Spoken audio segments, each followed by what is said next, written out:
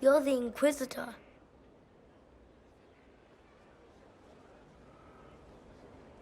Mother never told me the Inquisitor was a mage. That's not such a terrible thing, is it?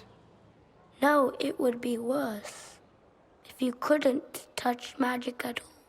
Like being blind. Kieran, are you bothering the Inquisitor?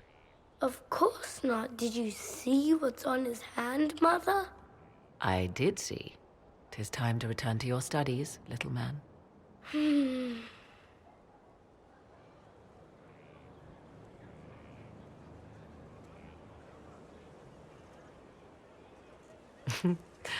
My son. Never where you expect him to be, naturally.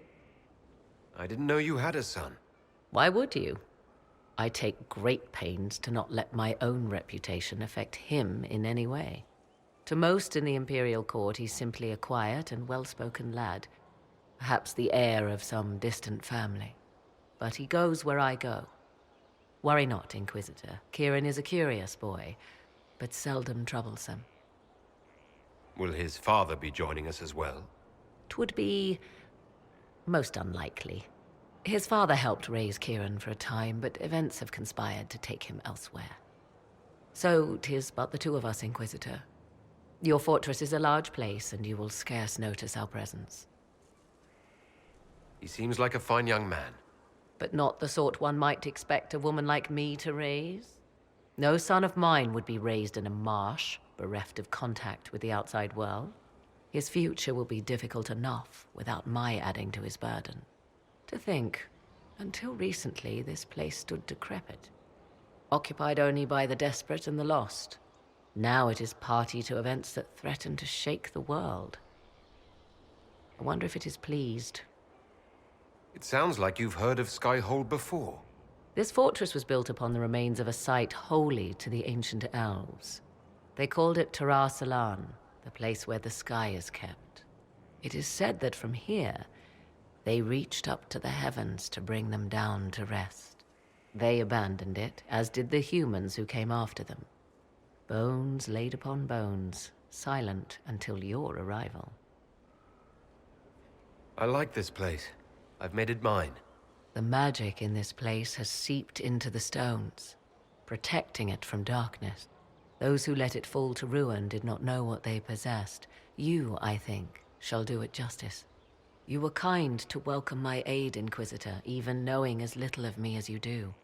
I will do my best to aid your cause with all the knowledge at my disposal. This I swear to you. I appreciate whatever help you can give us. Some might think Corypheus a madman for seeking godhood. Yet one must ask, what were the old gods? What secrets of theirs did the ancient magisters know? What I fear, what all should fear, is not that Corypheus believes he can succeed. 'Tis that he actually may.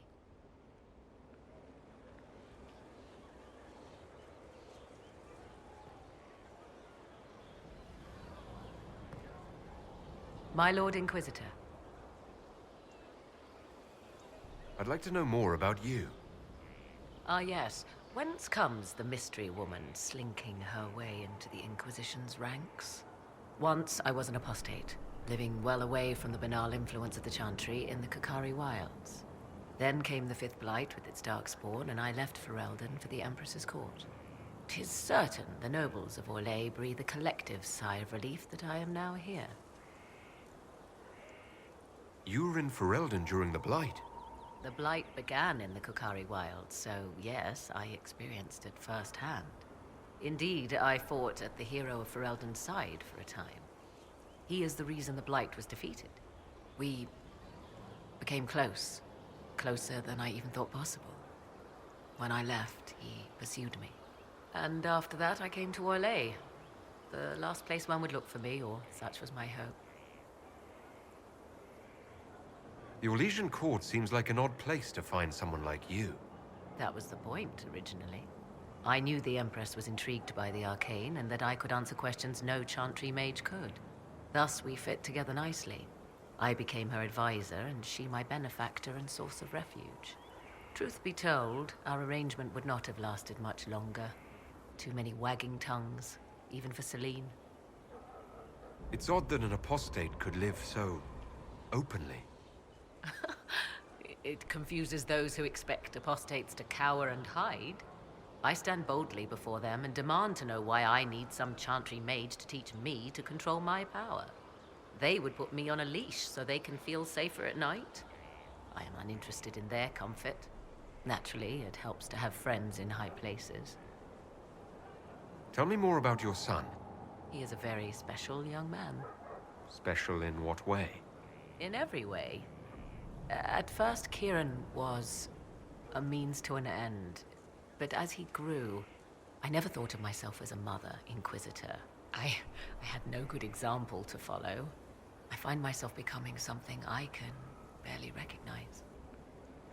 I'll leave you to the garden. As you like. My Lord Inquisitor. What work have you been doing to help us? Currently, my efforts are focused on determining what Corypheus is, and from where his power comes. The elven orb he carries is what draws my attention. I wonder if the power he used to tear open the Fade, in fact, came from the orb. Perhaps it is even the source of your anchor. If I learn of its origin, I may also learn what Corypheus now intends, as well as his weaknesses. I could use your company for my excursions outside Skyhold. I have spent my share of time wandering the wilderness in the company of others, Inquisitor. Thank you for the invitation, but for now I will restrict my efforts to researching the arcane. Do you know anything about his dragon? It has the appearance of an archdemon. Of that, I am certain. A true archdemon, however, is supposedly the corrupted form of an old god. Has Corypheus actually dug up one of the ancient prisons? If so, why has a new blight not begun? His dragon is something else, something connected to his blighted nature as well as his magic. Beyond that, I cannot say.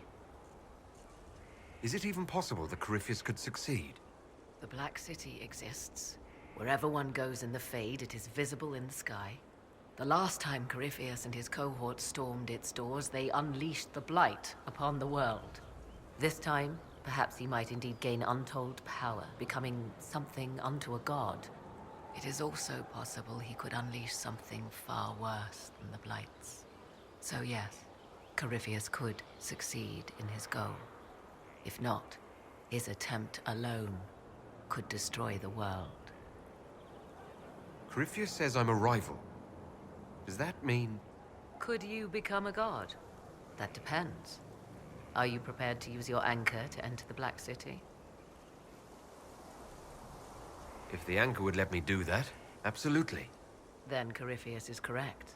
You are a rival. However you can help, it's appreciated. Continue prodding at Corypheus, Inquisitor. Elicit a reaction, and we may yet learn from it. Now that you've seen the Inquisition up close, what are your impressions? 'Tis remarkable what you have built. I will give you that. Soldiers are camped outside Skyhold in numbers that would give any nation pause. All this in precious little time, conjured from thin air through the power of fervor alone. I wonder if Corypheus suspected what he was enabling, just as I wonder what will become of all this once he is defeated.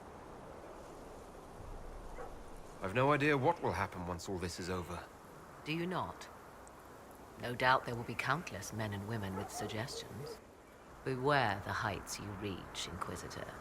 When this is done, many will be eager to knock you back down. I'll leave you to the garden. As you like.